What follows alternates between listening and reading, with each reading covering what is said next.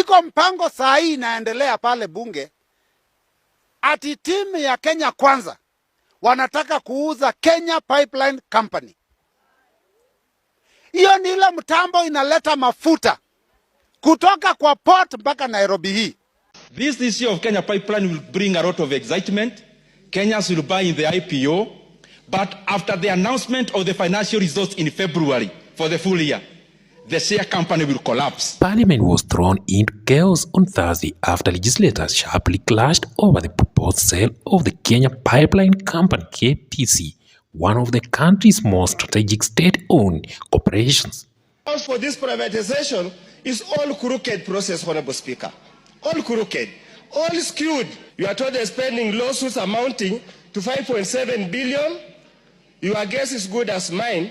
Who are the claimants? Who are the lawyers? And who are the brokers? This issue of Kenya Pipeline will bring a lot of excitement. Kenyans will buy in the IPO, but after the announcement of the financial results in February for the full year, the share company will collapse and the share price will collapse. And this is the reason. The current investor in the NSC are not buying assets. They are buying revenue. The debate, which was expected to proceed in a structured manner, quickly escalated into a shouting match, with members of parliament, MPs trading accusations and counter-accusations. Good for the Honorable Udo to speak to the gallery and excite those that he seeks to excite. The matter of inclusivity, transparency and accountability have become cardinal in these laws. The storm was triggered by a motion seeking approval for the partial privatization of KPC and the government's ongoing drive to raise revenue and reduce public debt. Proponents of the motion argue that the sale of a stake in the parastatal would inject much-needed capital into the company, improve efficiency and reduce the financial burden on taxpayers. Led by the majority side, MPs supporting the sale said the pipeline's infrastructure required urgent modernization that could only be achieved with private sector investment. However, the opposition camp fiercely opposed the proposal, warning that the sale of KPC mounted a betrayal of national interests. According to them, privatizing such a critical state asset will expose the country's energy security to corporate manipulation and foreign influence. Why are we rushing? We have so many dry cows, Mr. Speaker, if I may call them that, like Kenya Pyrethrum Board, people like Rivertex, who, Mr. Speaker, we can prioritize in privatization. Kenya Pipeline still pays a dividend. Kenya Pipeline is a strategic national asset. If today the Turkish investors or any other foreign investors who may buy this organization decide to deny the whole country fuel, Mr. Speaker, what are we going to do? Iko mpango saa hii inaendelea pale bunge, ati timu ya Kenya Kwanza wanataka kuuza Kenya Pipeline Company. Hiyo ni ile mtambo inaleta mafuta kutoka kwa port mpaka Nairobi hii. Ati sasa hiyo wanataka kuuza. Hiyo ikiuzwa inamaanisha wakati tunataka kuleta mafuta ifike Nairobi, lazima tutafute mwenye hiyo pipeline, tumulipe, tumbembeleze, ndio alete mafuta yetu. Juzi walikuwa wanataka kuuza airport, tukasimama tukazuia. Juzi walikuwa wanataka kuuza hii mtambo ya kupeleka umeme, tukasimama tukazuia. Mimi natangaza hapa, hata ya pipeline tutasimama tutazuia. As the motions ran high, the speaker was forced several times to call the House to order after MPs exchanged insults, waved papers, and shouted down one another. At some point, the heated altercation nearly degenerated into a physical confrontation, prompting security officers to move closer to the chambers in case tempers boiled over. Beyond the theatrics, the clash revealed deep divisions on the future of state-owned enterprises in Kenya. Supporters of privatization insist that the government cannot continue to shoulder the burden of loss-making or underperforming entities, arguing that private sector participation is the only sustainable way forward. You privatize Kenya Pipeline, and then immediately you bring to the House the privatization bill. That is a serious omission. Practically, we should have done with the privatization bill so that we ensure that we have the right legal framework before we do the privatization. as united opposition, will go to court because Parliament has been compromised. Way out is now for the courts to determine. Second issue is Kenyans out there who are not in Parliament. You also have your own time, your own opportunity to also go and block this process in the courts. On the other hand, critics fear that privatization will open the floodgates for corruption, cronyism, and the undervaluation of public assets as seen in past deals where parastatals were sold at gross prices. Bei ya mafuta leo ikiongezeka, ambayo tunaamini itaongezeka, sasa ni mtu binafsi ndiye atakuwa kitawala mambo ya Kenya Pipeline.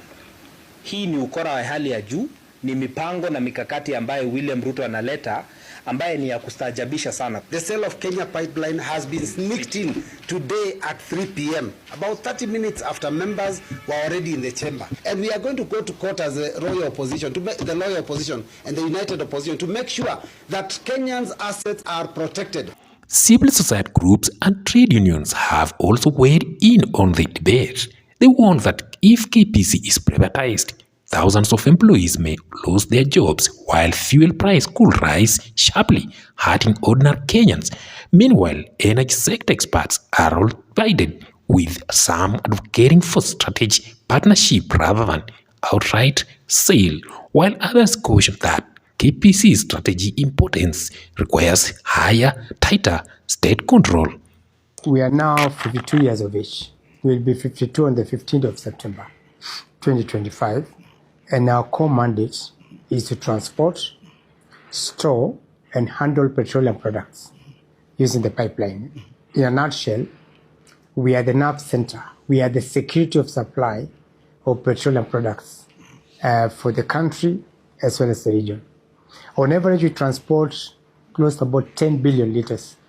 That goes through our gateway of Mombasa. About 48% of it is consumed locally in Kenya, and about 52% is for our brothers in the region. Today, we supply close to about 99% of the Uganda market.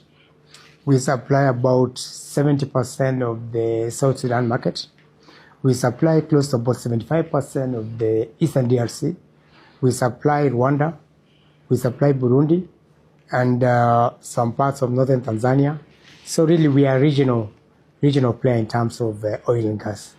Ruto was the other day on media all over saying that members of Parliament are being bribed. I want to ask him, has he bribed them today?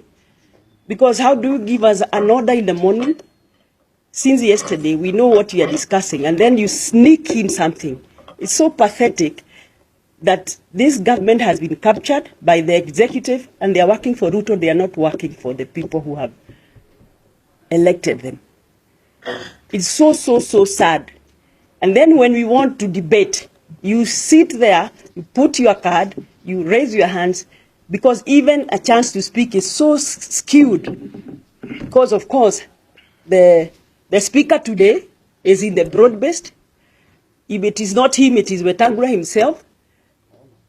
All of them, they are that side, so we don't expect any justice to be done to Kenyans in this house because it's actually captured by the executive. By the end of this session, no consensus had been reached and the speakers ruled that the debate will resume at a later date. Still, the day's proceedings left no doubt that the future of Kenya Pipeline Company has become a battleground with political, economic, and national security stakes all colliding in Parliament.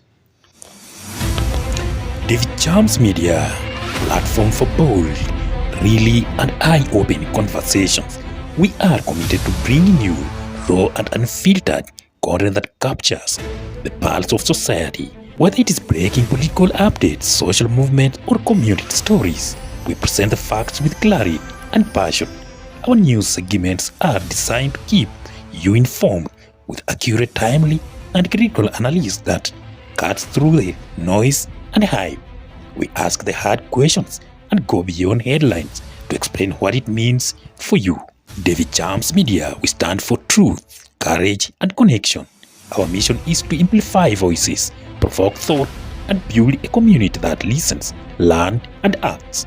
If you are looking for honest dialogue, fearless journalism, and relatable stories, hit that subscribe button and join the conversation today.